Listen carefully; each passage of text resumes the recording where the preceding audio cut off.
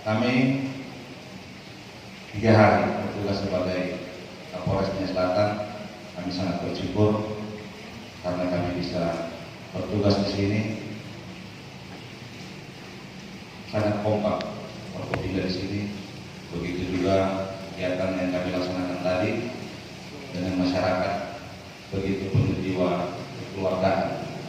Dan ini yang membuat semangat bagi kami untuk melaksanakan tugas menjaga kondusivitas Kabupaten Nias. Terus berharap kepada hamba Tuhan untuk tetap bersama-sama kita menjaga kondusivitas di Nias Selatan ini. Tentunya untuk menghadapi new normal ini, khususnya pada hamba Tuhan, karena kita memiliki banyak jemaat yang setiap hari Minggu dan hari-hari lain kita mengadakan ibadah baik di rumah-rumah ataupun di rumah ibadah di gereja. Tentunya tetap dengan memperhatikan prosedur-prosedur kesehatan yang sudah diatur oleh pemerintah, seperti kewajiban kita untuk mencuci tangan, menggunakan masker, menjaga jarak. Itu yang prosedur kesehatan yang harus kita laksanakan dalam menghadapi new normal ini. Karena seperti yang disampaikan tadi oleh Pak Sekda bahwa kita nanti akan berdampingan dengan corona.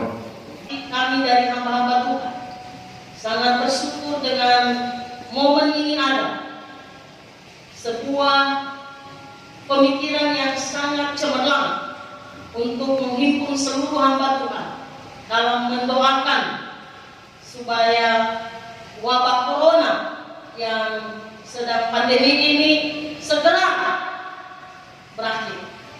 Pertama, mari kita bersyukur dan bersyukur kepada Tuhan Yang Maha Kuasa.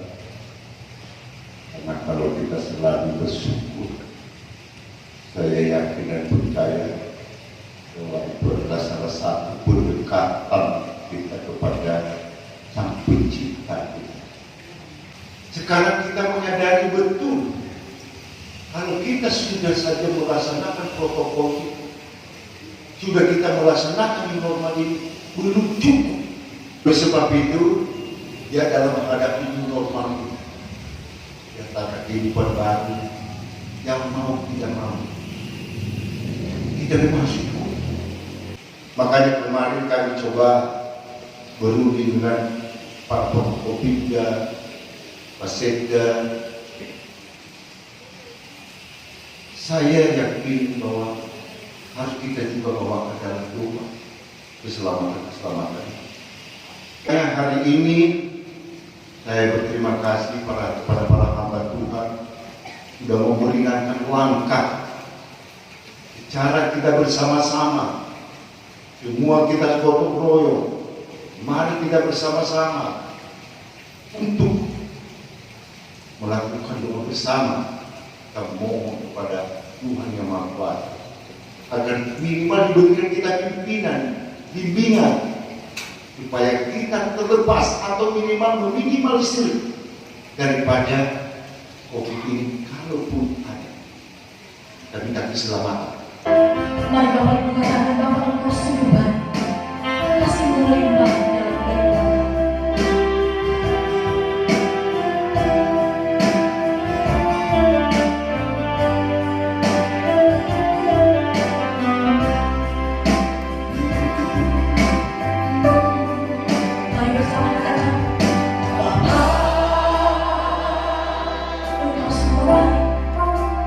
Engkau sungguh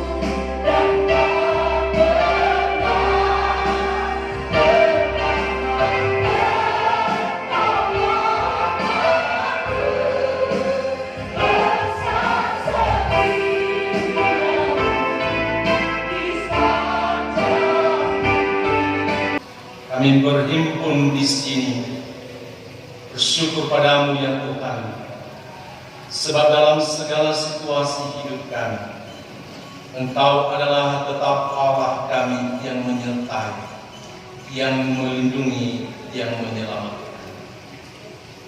Maka berfirmanlah kepada kami, dan kami hamba-hambamu yang berhimpun ini, dan mendengarkan dan merenungkan kebenaran firman-Mu. Amin.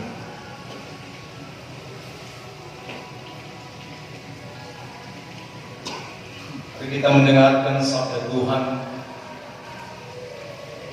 dari surat Rasul Paulus kepada jemaat di Efesus pada bab 4 ayat 20a sampai 24. Kamu telah belajar mengenal Kristus karena kamu telah mendengar tentang Dia dan menerima pengajaran di dalam Dia menurut kebenaran yang nyata di dalam Yesus, yaitu bahwa kamu berhubung dengan kehidupan kamu yang dahulu harus meninggalkan manusia lama yang menemui kebinasaannya oleh nafsunya yang menyesatkan, supaya kamu dibaharui di dalam roh dan pikiranmu, dan mengenakan manusia baru yang telah diciptakan menurut kehendak Allah di dalam kebenaran dan kekudusan yang sesungguhnya. Demikianlah sabda. Syukur kepada Allah. Omai tafifu Yaho. Shalom. Sekira setelah kita saling memandang dan memberikan senyum yang paling indah dari satu sama lainnya, kecuali kalau masih ada yang lupa tadi bisa juga. Maka saya kira masih ada semangat. Amin.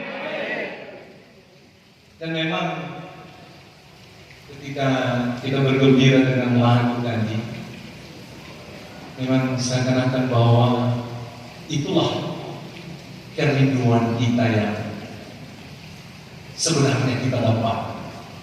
Awal bergembira, bernyanyi, dan lain sebagainya. Tetapi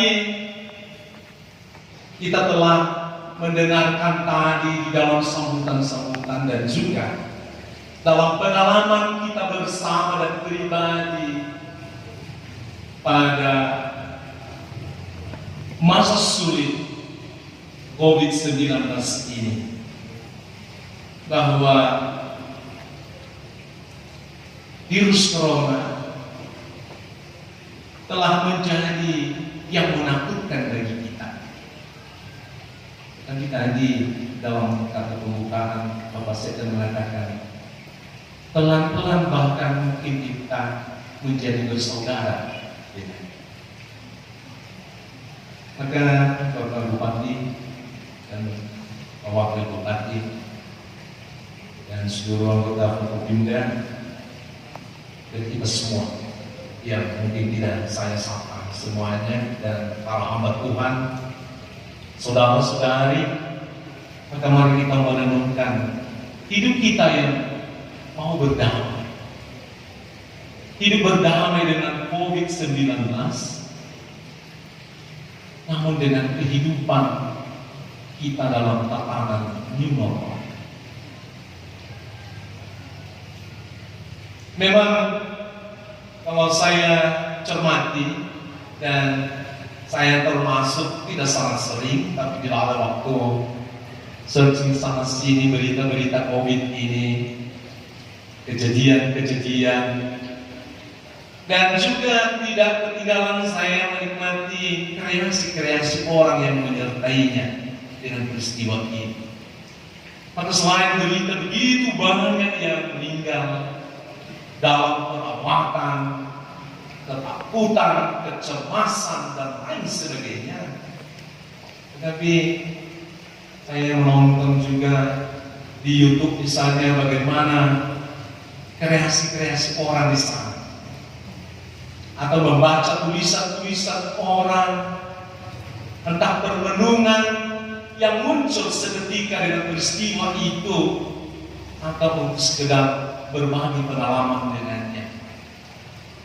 Saya ingat dengan satu video klip nenek-nenek yang mungkin skenario kan itu atau bagaimana, yang setengah mati berjuang untuk menghalau corona ini, padahal itu adalah hanya sinar untuk difokusin, untuk pointer untuk difokusin, untuk saja karena digerak-gerakan di badan, jadi dipikir bahwa dia sedang diserang oleh corona ini, sampai dia banting-banting dengan tangannya atau dengan kainnya di lantai.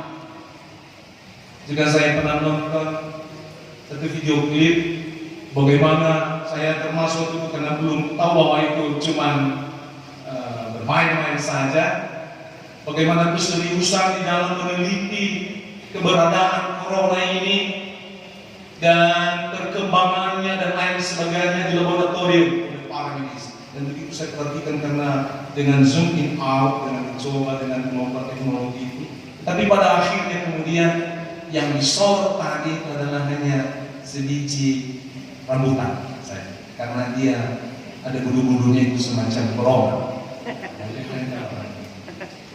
Juga orang berkreasi untuk menjaga jarak, maka di dalam membuat sate, maka sate yang biasanya jarak antara yang satu dengan lainnya yang disusun ini itu berdekat-dekatan untuk menjaga jarak, dibuat terjauh, maka sate yang terjamin menjaga jarak.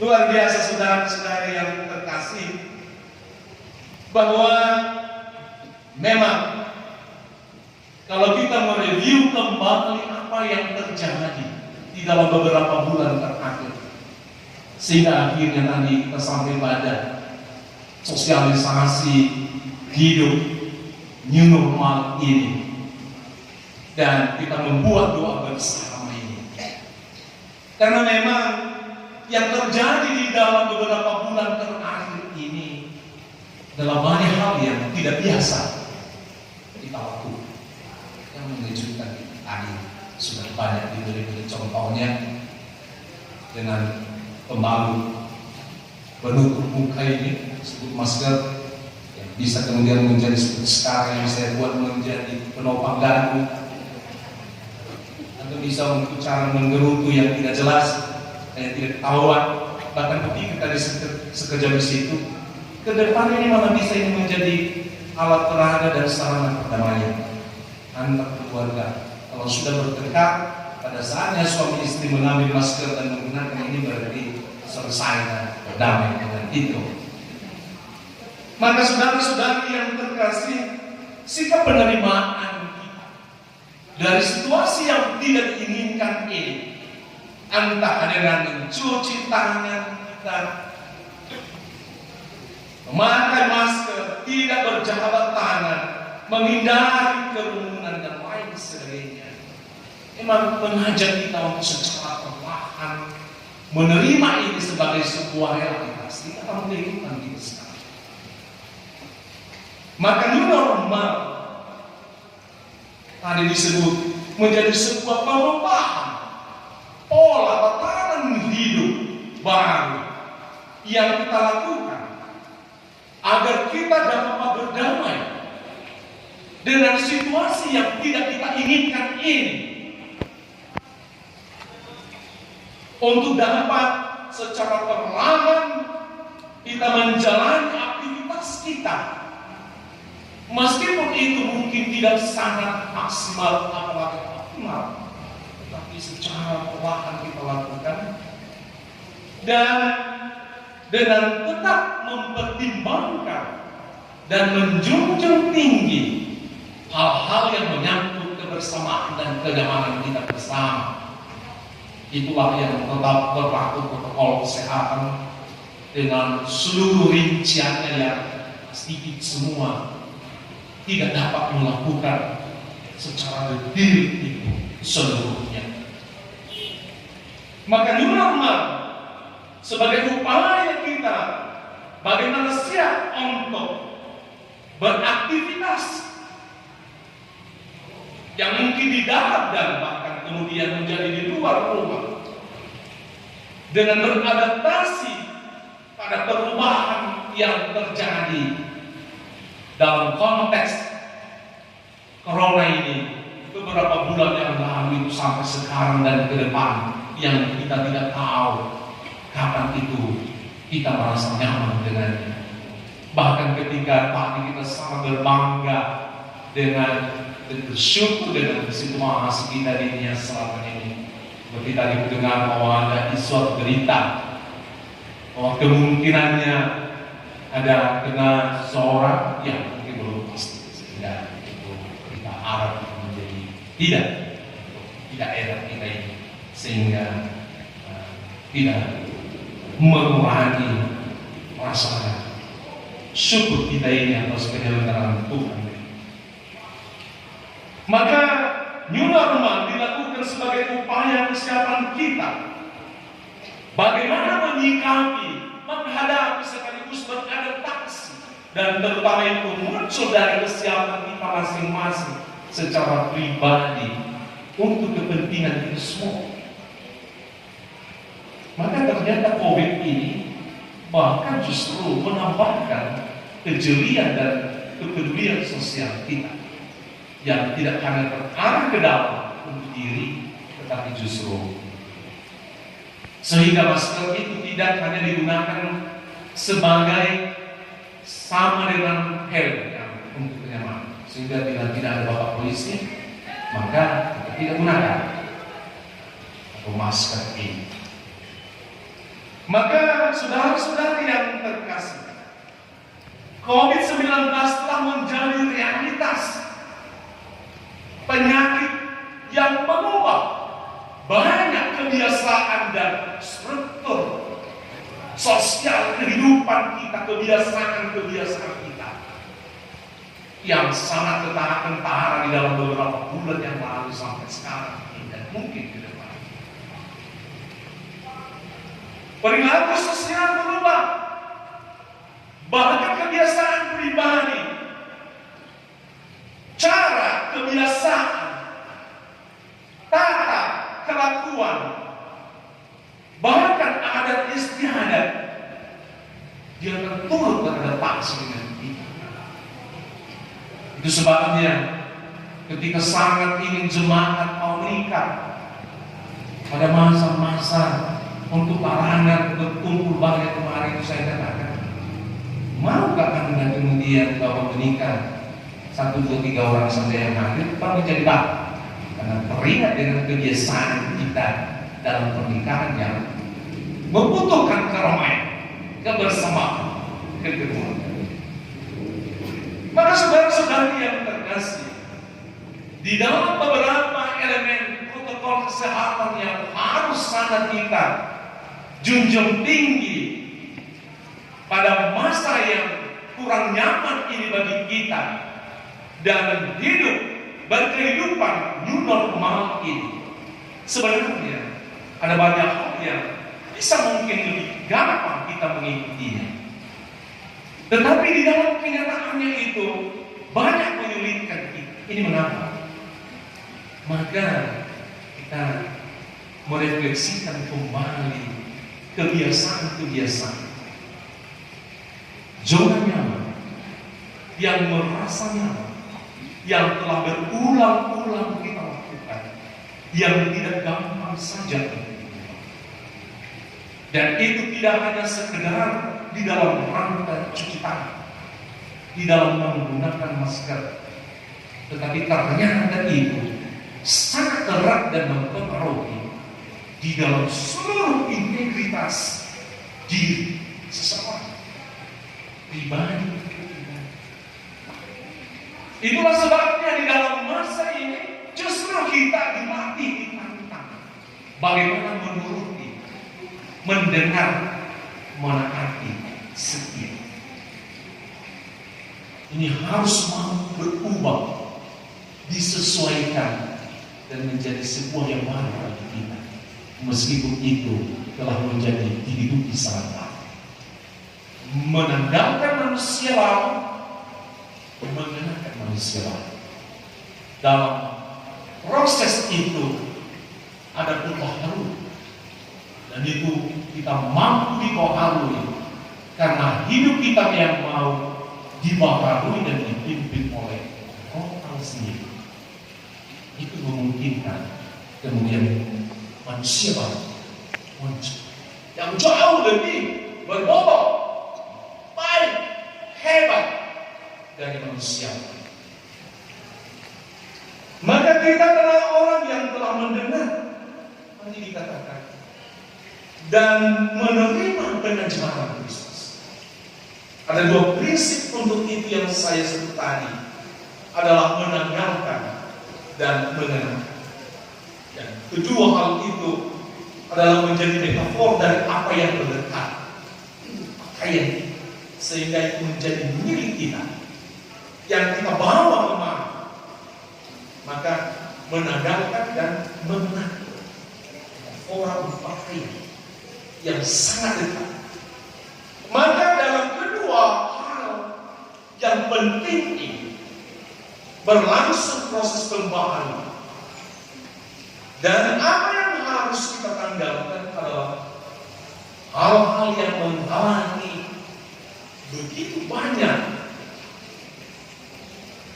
di dalam hidup kita sendiri.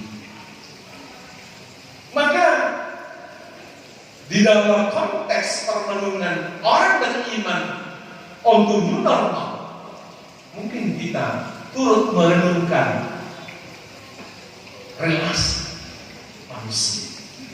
Dan itu tidak hanya untuk kita sendiri, tetapi relasi kita kepada Allah, kepada sesama kita, kepada lingkungan. Maka selain pertobatan yang sangat spiritual yang dibutuhkan, pertobatan ekologis untuk lingkungan hidup juga yang sangat kita butuhkan. Ini semua menjadi kemasan hidup yang harus kita bangun sebagai manusia baru, kita orang beriman, dan dalam situasi kebersamaan kita di bumi ini, di Indonesia, dan di daerah kita ini di dalam pandemi COVID-19 ini, new normal. Saudara-saudari yang terkasih, maka manusia kita di dalam konteks sabda Tuhan kita adalah begitu banyak yang melekat bagi kita, yang kita merasa nyaman dengan. Dan itulah kerapuhan manusia kita, dosa-dosa kita, perlakuan tindakan kita yang kurang berkenan kepada Tuhan, kehendak kita pribadi yang merasa enak dengan kita, yang kemudian itu menjadi dibenci oleh Tuhan, karena bukan itu yang menjadi tujuannya kita diciptakan. Saudara-saudara yang terkasih, maka kebiasaan untuk hidup di dalam keberdosaan dengan berbagai macam bentuk tataran, bentuknya itu dalam kehidupan sehari-hari, berarti kerelaan kita untuk menanggalkan itu, sehingga membuat hidup kita untuk penyerahan pada pembaharuan roh, dan bukan hidup di dalam kedadian. Melepaskan egoisme kita untuk mengarah pada kebersamaan, mengarah di jauh pandangan kita yang tidak hanya melihat dengan jangkauan yang sangat pendek, yang umumnya itu mungkin adalah untuk kepentingan kita, diri kita, skala yang lebih kecil. Kita memandang keluar di dalam sebuah kepedulian komunal kita untuk kebersamaan itu. Maka di sana kita mendukung kehidupan normal itu dengan cara kita berrelasi, beradaptasi, dan yang membawa kita pada pembaharuan hidup dari perempuan. Lalu kita mengenalkan manusia lama. Jika manusia lama kita telah disalibkan dengan Kristus, maka manusia baru kita dibangkitkan bersama dengan Dia. Maka sebagai manusia baru, maka pikiran kita yang terus-menerus dibaharui, perkataan-perkataan kita yang terus diluruskan, tindakan-tindakan kita yang semakin dimurni. Karena motivasi yang bisa saja tampak bagus, tetapi sebenarnya yang perbuatan kita yang tampak baik, tetapi bisa saja dilatar belakangi, dilandasi oleh motivasi. Maka seluruhnya itu dibaharui di dalam integritas diri kita sebagai orang-orang yang percaya, orang-orang yang beriman. Kita persilakan diri kita sebagai orang-orang yang beriman, yaitu yang mau dipimpin oleh Roh, sehingga kita mampu semakin mengetahui apa yang menjadi kehendak Tuhan di dalam hidup. Berarti selain dengan pembaharuan hidup itu, ketajaman nurani kita turut berperan di dalam new normal hidup spiritual yang pastinya itu kemudian akan sangat bermanfaat di dalam new normal kehidupan kita bersama sebagai masyarakat, berbangsa, dan di dalam hidup di daerah kita. Maka saudara-saudara yang terkasih, pengalaman negatif di dalam kehidupan manusia kita, yakni aneka hal, pengalaman dan peristiwa yang tidak kita kehendaki terjadi. Namun dalam kenyataan itu terjadi peristiwa yang kita tidak kehendaki terjadi, tetapi dalam kenyataannya terjadi. Seperti COVID-19 ini tidak ada orang yang mau terjadi, tapi dalam kenyataannya itu adalah terjadi. Maka ia telah menjadi pengalaman negatif dalam kehidupan kita. Dalam konteks kita sekarang ini, wabah COVID-19. Namun kita semua dapat pun memaknai hidup kita yang tetap berarti dan bermakna di dalam banyak dan bahkan semua aspeknya dari peristiwa.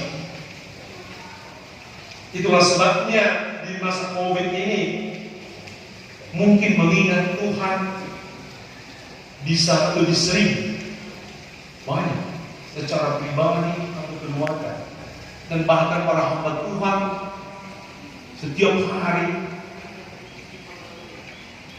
bahkan 2 kali sehari sebelumnya, dan sekarang menjadi 1 kali berkhotbah entah pagi atau siang itu untuk memberikan peneguhan-peneguhan iman dan rohani kita. Maka kita bisa mengambil hikmah dari pengalaman negatif, pengalaman yang tidak kita sukai. Kita ingat misalnya bagaimana pengalaman bangsa Israel di dalam pengalaman di padang gurun selama 40 tahun. Itu bagaikan salah satu pengalaman PSBB yang terpanjang di dalam kita. 40 tahun lamanya dalam pengembaraan di padang gurun. Dan di mana bangsa pilihan Tuhan dalam waktu yang panjang itu mengalami pengalaman jatuh bangun dalam ketaatan dan ketaatan, dalam kesetiaan dan ketidaksetiaan kepada Allah, kepada Allah. Tetapi Tuhan menghendaki mereka saat itu untuk mengingat semuanya itu sebelum mereka masuk ke new normal di tanah perjanjian.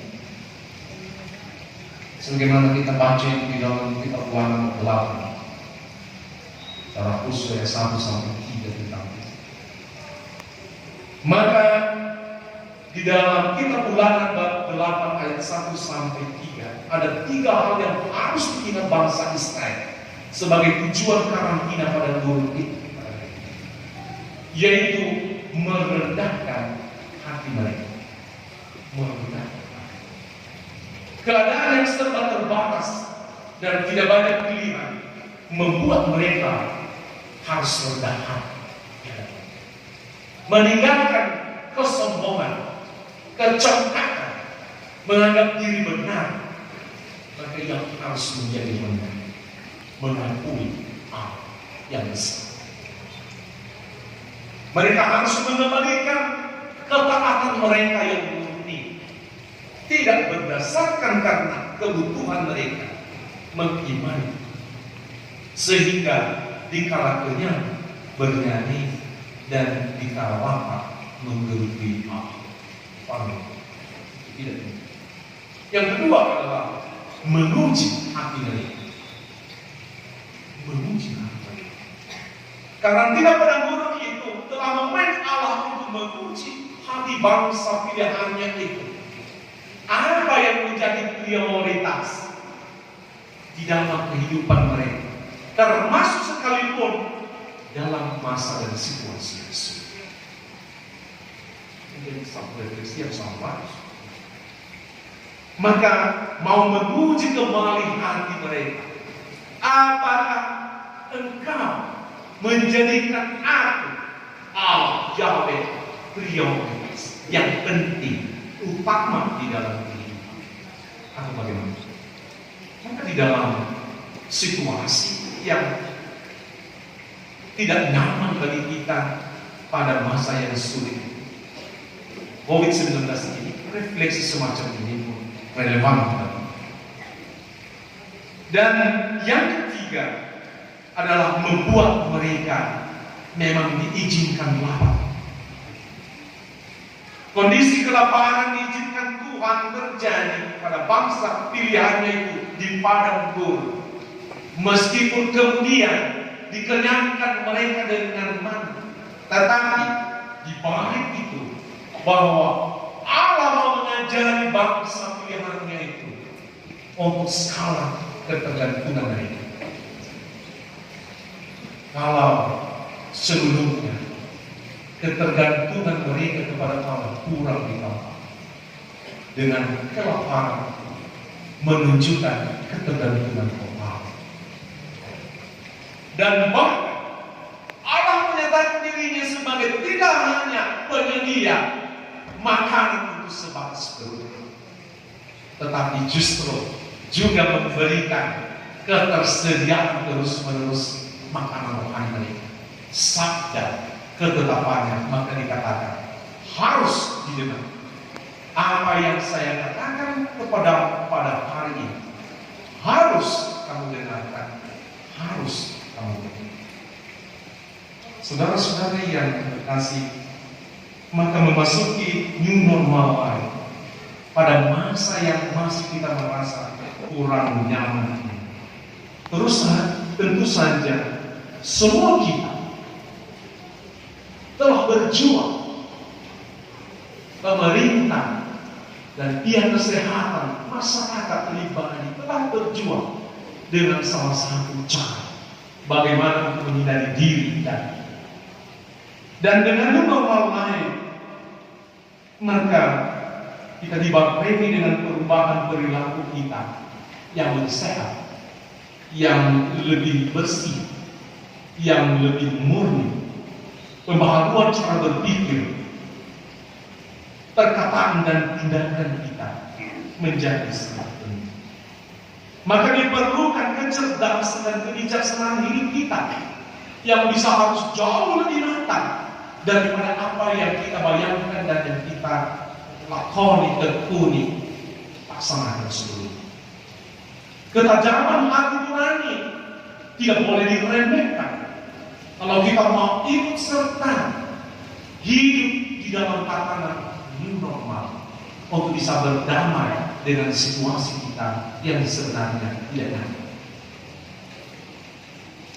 Saudara-saudara yang terkasih, maka kita diajak untuk menekuni hidup tidak dengan cara yang kurang. Hidup kita tetap kita pandang sebagai yang sangat berharga, sekalipun itu di masa yang paling sulit. Maka dengan new normal lain, jangan kita menjadi orang-orang yang bahkan menjadikan hidup itu menjadi seakan tidak berharga. Hidup yang gampang, hidup yang murah.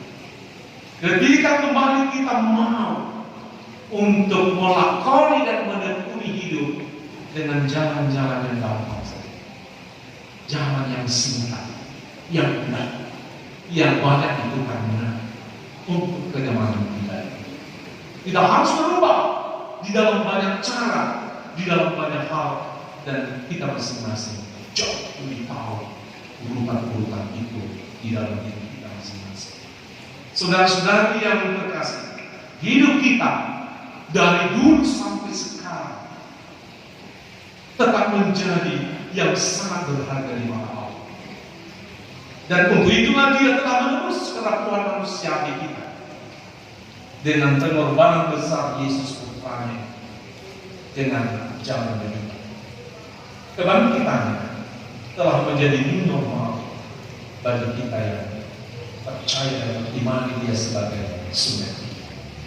Saudara-saudari yang terkasih, maka mari kita bersemangat untuk menekuni hidup di dalam situasi yang tidak membuat kita nyaman, tetapi kita mampu berdamai dengannya dengan sosialisasi dan menghidupi pola hidup new normal.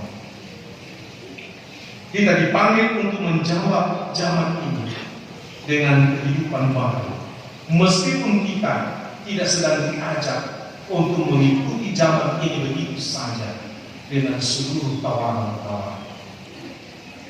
Maka mari kita menjalani hidup dengan new normal dalam Kristus Tuhan. Tuhan